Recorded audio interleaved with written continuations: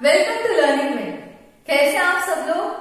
Last कुछ videos में हम अपना चैप्टर लाइट डिस्कस कर रहे थे, जिसमें हमने लाइट की बहुत ही इंपॉर्टेंट प्रॉपर्टी ऑब्जर्व की, which is light always travel in a straight path. ठीक है, लेकिन हमने इसका एक एक्सेप्शन देखा, विच इज रिफ्लेक्शन, कि अगर आप एक लाइट के पाथ में कोई एक ओपेक ऑब्जेक्ट प्लेस कर दो तो ये लाइट क्या करेगी?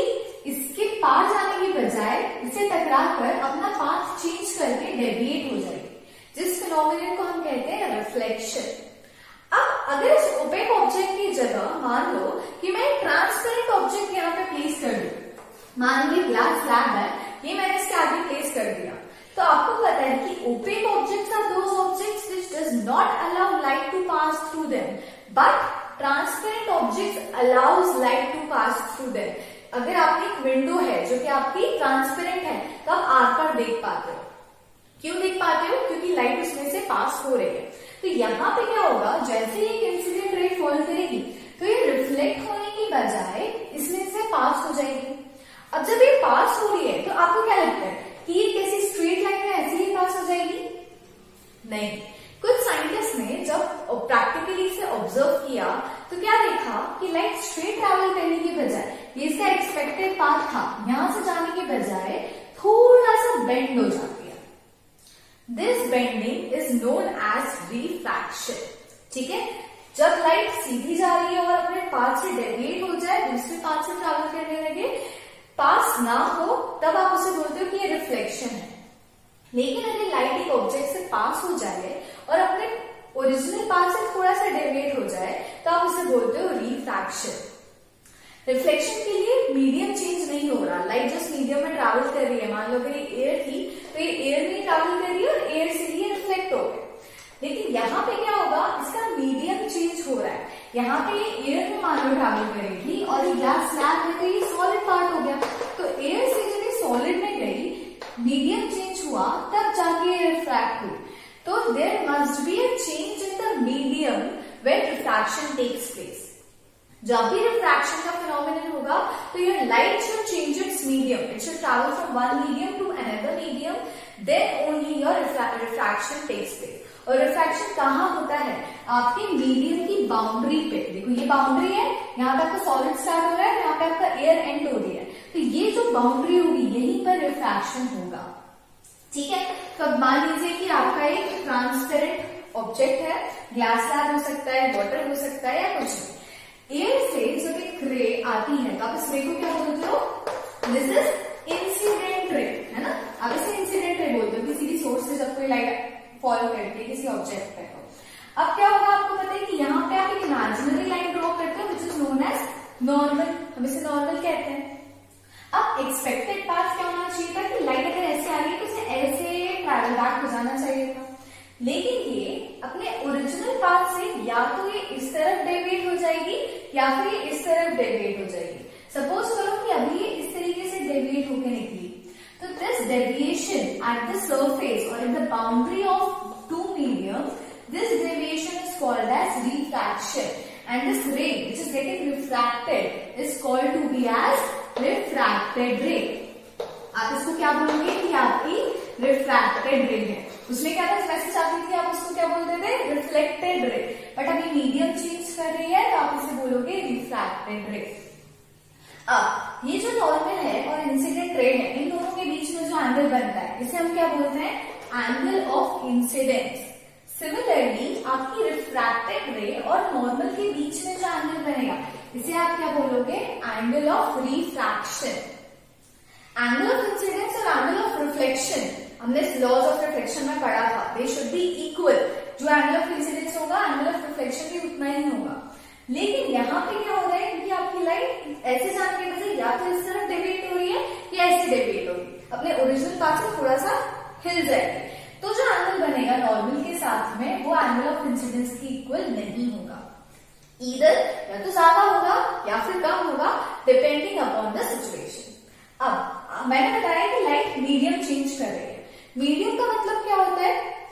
कोई भी लाइट या साउंड वेव्स जब ट्रैवल करती हैं तो वो किसी मीडियम से या जिस जगह से या पाथ से ट्रैवल कर रही है, उस पूरे सराउंडिंग को आप बोलते हो कि वो उसका मीडियम है। जैसे कि अगर एयर से ट्रैवल कर रही है तो air is the medium. If nothing is present, vacuum है, तब बोलोगे वैक्यूम इज द मीडियम। अगर सॉलिड से ट्रैवल कर रही है, जैसे हमने देखा है साउंड वेव्स जो होती है they can travel through solid as well, तो सॉलिड मीडियम हो जाएगा। अगर यहाँ पे लिक्विड है, वाटर है, और लाइट वाटर से ट्रैवल कर रही है तो वाटर मीडियम हो जाएगा। मतलब लाइट या साउंड वेव्स या डिफरेंट वेव्स होती हैं जो जिस सराउंडिंग से ट्रैवल करेंगी उस सराउंडिंग को आप बोलोगे कि this is the medium from which that wave is travelling. Okay, यहाँ पे क्या हो रहा है, मीडियम चेंज हो रहा है, एयर मीडियम से सॉलिड मीडियम में आ रहा है। ठीक है, तो ये डेविएशन हो रहा है। अब आप बोलोगे कि डेविएशन तो हो रहा है लेकिन क्यों हो रहा है, what is the reason behind this deviation. Medium change हो रहा है, ठीक है, बट उसको सेम पाथ से तो ट्रैवल करना चाहिए, तो पाथ चेंज क्यों हो गया।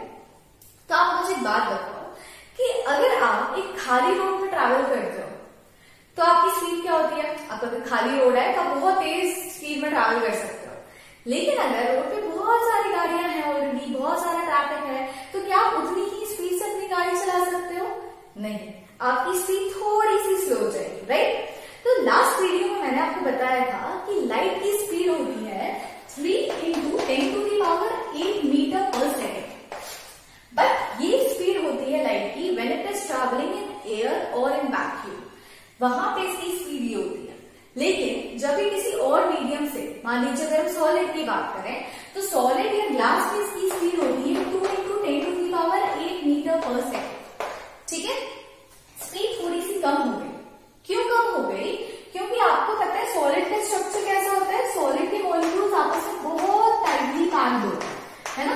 तो लाइट को ट्रैवल करने के लिए जगह ही नहीं मिलती, उसको थोड़े से हिंड्रेंसेस आते हैं because so many molecules are present over there.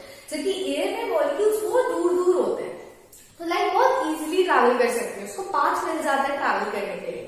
जबकि सॉलिड में क्योंकि मॉलिक्यूल्स बहुत पास होता है उससे जगह नहीं मिल पाती। यहाँ पे जो सब्सटेंस है इसकी डेंसिटी काफी ज्यादा है, it is denser as comparison to air.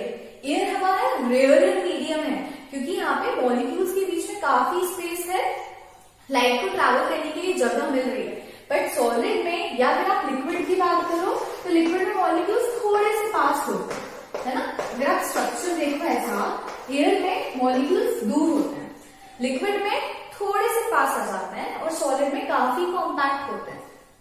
तो लाइट को बताओ आप यहां से ट्रैवल करेगी तेज ट्रैवल कर पाएगी, यहां से ट्रैवल करेगी तो थोड़ी सी स्पीड स्लो हो जाएगी, यहां से ट्रैवल करेगी तो काफी स्पीड स्लो हो जाएगी। This medium is called as rare medium as comparison to liquid, है ना, क्योंकि यहाँ पे बहुत सारा स्पेस है, यहाँ पे स्पेस कम है, तो ये जो जगह है डेंसर है इसके कंपैरिजन में। सिमिलरली ये डेंसर है इसके कंपैरिजन में, कंपेयर करोगे तो ये रेयरर मीडियम है, ये डेंसर मीडियम है बिकॉज डेंसिटी यहाँ पे ज्यादा है। तो सिमिलरली एयर जो है वो रेयरर है और ये जो आपका सब्सटेंस है डेंसर है। डेंसर होने की वजह से आपकी जो लाइट है उसकी स्पीड स्लो हो जाएगी क्योंकि उसको हर्डल्स मिल रहे हैं बीच में। ठीक है, लिक्विड की बात करो तो लिक्विड में 2.25 × 10⁸ मीटर पर सेकेंड स्पीड होती है, which is somewhat in between the air and solid। Air और सॉलिड के कंपैरिजन में इसकी जो स्पीड है थोड़ी सी बीच में है ना। क्यों बीच में है, क्योंकि ये रेयर भी है, रेयर किसके कंपैरिजन में, सॉलिड के कंपैरिजन में, और डेंसर है एयर के कंपैरिजन में। तो जब आपकी लाइट रेयर से डेंसर में मूव करेगी तो लाइट का क्या होगा, स्पीड थोड़ी सी कम हो जाएगी।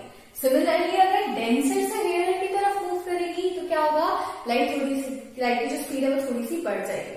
तो this change in speed causes the refraction, क्योंकि स्पीड में चेंज आ रहा है लाइट के, इसलिए रिफ्रैक्शन का फिनोमिनन हो रहा है। ओके, नाउ अब हम इसी फिनोमिनन को थोड़ा डिटेल में आगे समझने की कोशिश करें। तो सपोज करिए कि एक सोर्स ऑफ लाइट है जिसमें से बहुत सारी रेज ट्रैवल करती है, ठीक है, this is kind of a source of light.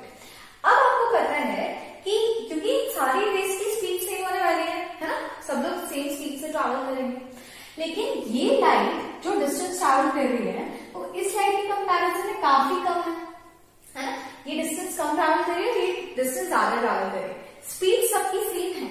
तो आपको क्या लगता है कि आपके सरफेस पे सबसे पहले जो लाइट पहुंचेगी वो कौन सी होगी, डेफिनेटली ये वाली क्योंकि स्पीड सेम है लेकिन डिस्टेंस ही कम ट्रैवल कर रही है, तो कम डिस्टेंस ट्रैवल करिए तो ये पहले पहुंचेगी, फिर ये पहुंचेगी, फिर ये पहुंचेगी, फिर ये, फिर ये, फिर ये, फिर ये, फिर ये, ठीक है, इस तरीके से।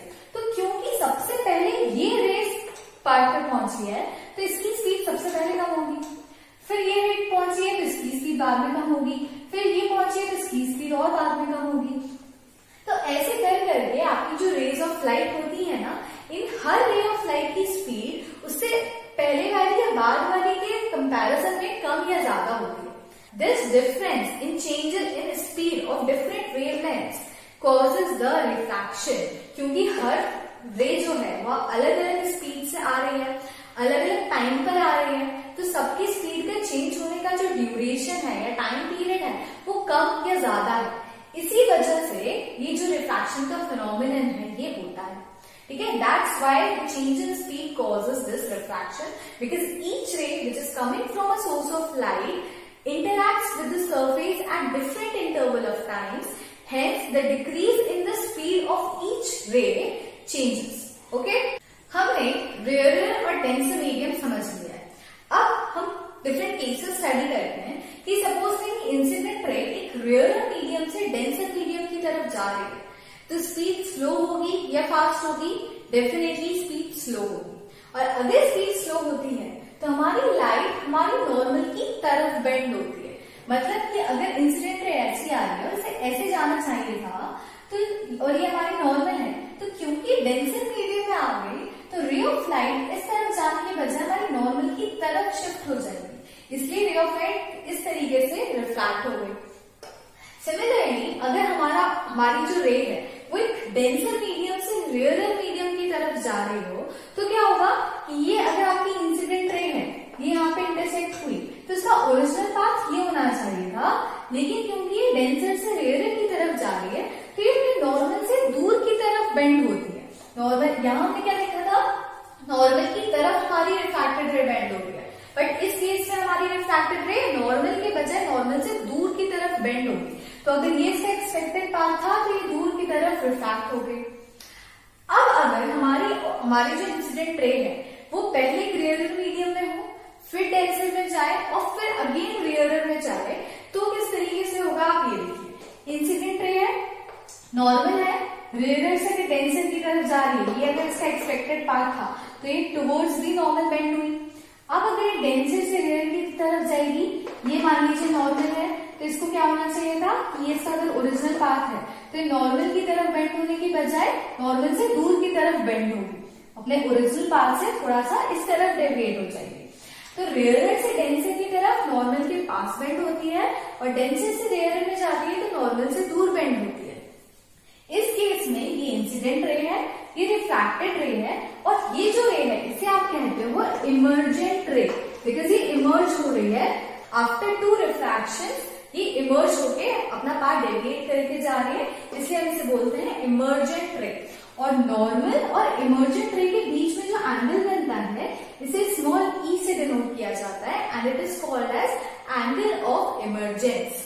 Okay, so these were the three cases which you have to keep in mind whenever you are making a ray diagram.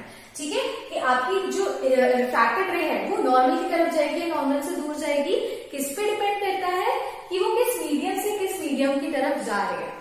आपको पता है कि आपकी एयर रेयरर मीडियम है, लिक्विड एयर के कंपैरिजन में डेंसर है, और आपका जो सॉलिड है वो आपके लिक्विड और एयर से डेंसर है, और आपका लिक्विड सॉलिड के कंपैरिजन में रेयरर होगा। मतलब लाइट किस मीडियम से किस मीडियम में जा रही है उस पर डिपेंड करता है कि आपकी रिफ्रैक्टेड रे इमर्जेंट रे किस डायरेक्शन में बेंड होके है देन पास होगी। ये हमने देखा कि जब इंसिडेंट रे डिफरेंट एंगल्स पे हमारे जो भी सरफेस है उस पर इंटरसेक्ट करे, लेकिन मान लीजिए कि अगर ये मेरा ग्लास ऑब्जेक्ट है, ठीक है, दिस इज ट्रांसपेरेंट, और रे ऑफ लाइट किसी सर्टेन एंगल से आने की बजाय 90 डिग्री से अगर फॉल करे तो क्या होगा? रिफ्रैक्शन फिर, क्योंकि नॉर्मल भी यही है, तो रिफ्रैक्शन इस डायरेक्शन में होगा, इस डायरेक्शन में होगा, इसी पाथ से रिफ्रैक्ट कर जाएगी।